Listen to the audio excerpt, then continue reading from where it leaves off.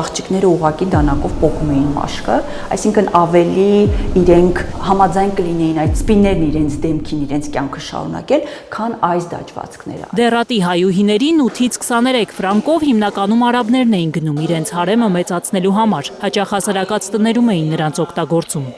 Արդյոք դաջումը նախապայման էր սեռական բռնության, թե հաջորդում էր սեռական բռնությանը, դա չենք կարող ասել։ Աստղիկ անունով 16 տարեկան հայուհին 1920 թվականին ամերիկյան Sunday Morning թերթին է պատմել, որ իրեն բռնաբարելուց հետո են դաջել։ Ասեղով նկարել են մարմնի վրա, հետո տենդից քիչ է մնացել մեռնի։ Անգամ գերությունից ազատվելուց հետո դրանք ստրկության դրոշմներ էին մնում հայ կանանց համար։ 1920-ականներին Հալեպի փրկության տուն շատերին հասցնում էին արդեն խելագարված։